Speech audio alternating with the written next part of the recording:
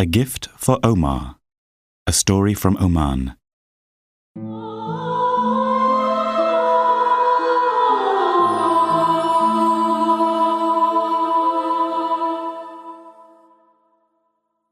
All over the world, there are stories about meeting strange travelers in lonely places. Who are they? Where have they come from? Where are they going? This is one of those stories. It happens in Oman on Route 21, the long road that runs across the lonely hills behind the great Al-Hajar Mountains. Oman is a big country, and the roads in Oman are very long. Long and empty, thought Abdul. He was standing next to his car by the side of Route 21, the long road that runs from Buraymi to Nizwa. He was waiting for a car to pass by, but the road was empty. There were no houses and no traffic.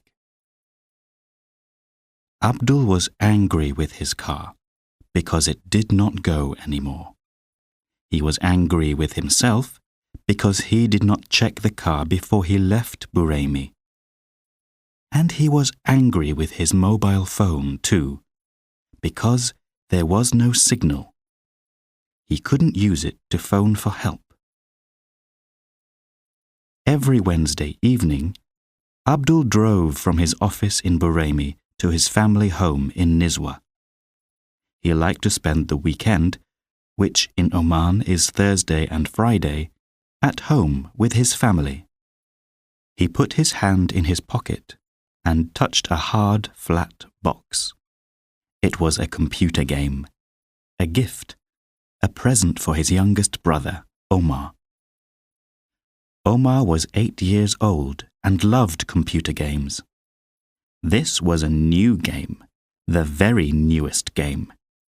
Only one of the computer shops in Buraymi had it, and Abdul was the first person to buy it. Omar will be so excited, he thought. He'll have this game before any of his friends have it. He bought the game, left Buraymi, and started driving to Nizwa. He wanted to get home before Omar was asleep. So he did not wait to check his car before he left Buraymi, which was a mistake. A big mistake. Now he was standing by the side of the road with a dead car in the middle of nowhere. How long will I have to wait before another car comes along, he thought. It's getting dark. He looked up at the sky. The sun was down behind the mountains, and the stars were beginning to come out. A hot, dry wind was blowing. There was no moon. At that moment, he saw car lights. It's my lucky night after all, he thought. The car was coming very fast over the hills. Its lights looked unusual, very yellow, like the eyes of a cat or a tiger. That's strange, thought Abdul. Then he saw that the car would be past him in a second. He moved into the road, put both his arms above his head and waved. The car made a noise like a scream and stopped right in front of him. It was a long black car. Abdul did not know what kind of car it was, but it looked fast. The door opened and the driver looked out at Abdul. He was wearing dark glasses and had a big smile, a very big smile. Abdul started to say something about his car, about going to Nizwa. The driver did not say anything, but he waved his hand at the seat next to him. Abdul got in and closed the door. The car screamed again and drove quickly away. Inside the car, it was dark and quiet. The only light was a kind of red or orange. Where's that light coming from? Thought Abdul. He spoke to the driver, telling him again that he was going to Nizwa. The driver did not answer. He just smiled his big smile and looked at the road. His glasses were very dark. I can't see his eyes behind those glasses, but I think he's looking at the road, thought Abdul. I hope he is. He's driving so fast. The driver was wearing a traditional long robe, which hid his legs and feet. Abdul looked out of the window. The car was moving very fast. That's good, Abdul told himself. Fast is good. I'll get home to Nizwa quickly, driving like this. I'll see my family and give Omar his gift, his computer game. This driver's a bit strange. I really don't like that smile. But it doesn't matter. The important thing is to get home. It was night now. The dark road passing quickly looked different from usual.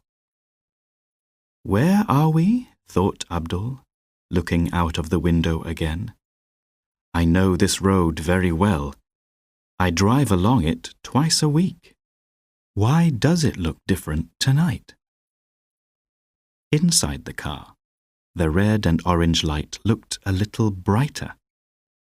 Where's that light coming from? Thought Abdul. What is it? It's moving all the time. It looks like fire, but it can't be.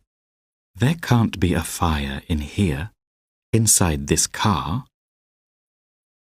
He looked at the driver and quickly looked away again. The smile was even bigger than before. That smile is horrible, he thought. I don't want to look at it. I'm sure he knows I'm looking at him, but how can he see through those dark glasses? Don't think about it. The important thing is to get home. Abdul thought about the big family house in Nizwa, with its big wooden front door. It was safe there. The thought of home made him feel better. Everything will be fine when I get home. I'll open the door and walk in. It will be late, and everyone will be asleep. But I'll see them all in the morning, and I'll give Omar his gift then. He put his hand into his pocket and touched the hard, flat box of the computer game, the gift for his little brother. There it is, he thought, Omar's gift. I hope he likes it. Yes, said the driver. He will enjoy your gift. Abdul was very surprised and afraid. What's happening, he thought. I didn't speak. I was thinking, not speaking. But the driver answered my thought. He knows what I'm thinking. He can hear my thoughts. He looked at the driver. The driver was looking at the road in front of him, and he was still smiling that big, horrible smile. The light in the car was brighter, more red and orange. And then Abdul understood. The strange light was coming from the driver, from behind his dark glasses. His eyes, Abdul thought. His eyes are made of fire. It was only a thought, but Abdul knew now that the driver could hear him. He felt cold with fear. He tried to stop thinking about eyes of fire, about the road which looked different, and about the car which screamed like an animal. He thought about his family, about rain falling on the trees in Nizwa, about playing football with Omar. The driver's smile got bigger. He turned to look at Abdul and put his hand up to his dark glasses. "Oh no," thought Abdul. "He's going to take his glasses off." Abdul forgot about getting home. He forgot about seeing his family. He even forgot about his little brother Omar and the gift for him in his pocket. He thought about only one thing. He did not want to see the driver's eyes. Abdul put his hand on the car door next to him. The driver took off his dark glasses. Abdul looked down, away from the driver's face. The light inside the car suddenly got brighter. It was a moving light, red and orange, like fire. By the strange light, Abdul saw the driver's foot under his long robe. It was the foot of an animal. The car door opened suddenly. Abdul fell out. When Abdul opened his eyes, he was lying on stones. He got up carefully. Nothing was broken, but he hurt all over. His face felt dirty, and there were little stones in his hair. He looked around quickly. He could not see the long black car, but he still felt afraid. "Perhaps the driver will come back and find me," he thought. "If he comes back, what do I do then?" He looked around again, and for the first time that night, he knew the road. He was near a place called Tanuf, which was not far from Nizwa. He could call a taxi out from Nizwa to take him home.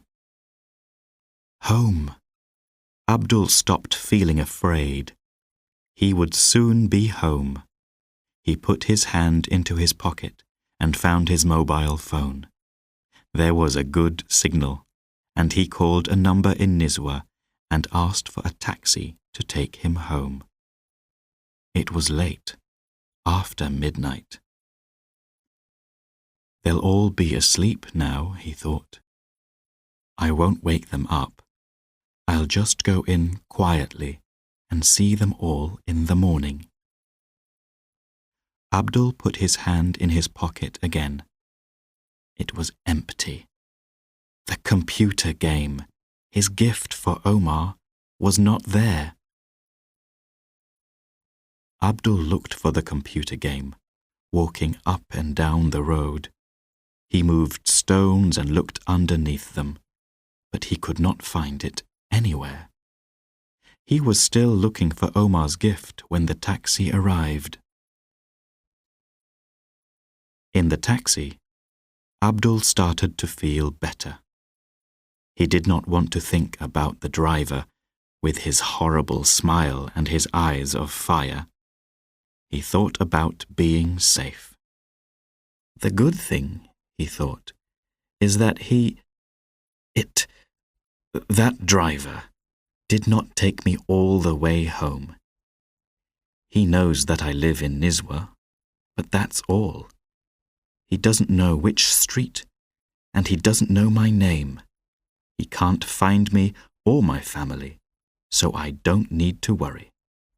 Abdul felt sorry about his brother's present, but Omar was safe. His family was safe. He didn't have a gift for Omar now, but it was not important. "I can buy another computer game next week," he thought. "This weekend I haven't got a gift for him, but it doesn't matter. We'll have a good time. Maybe we'll play football tomorrow. And that thing, that creature with those eyes, he can't hurt us. He can't find us." It was a long time after midnight when the taxi stopped outside Abdul's home in Nizwa. Abdul paid the driver and walked to the door of his house. Then he stopped. Outside the door lay a flat, thin box. Abdul knew what it was. It was the computer game, his gift for Omar.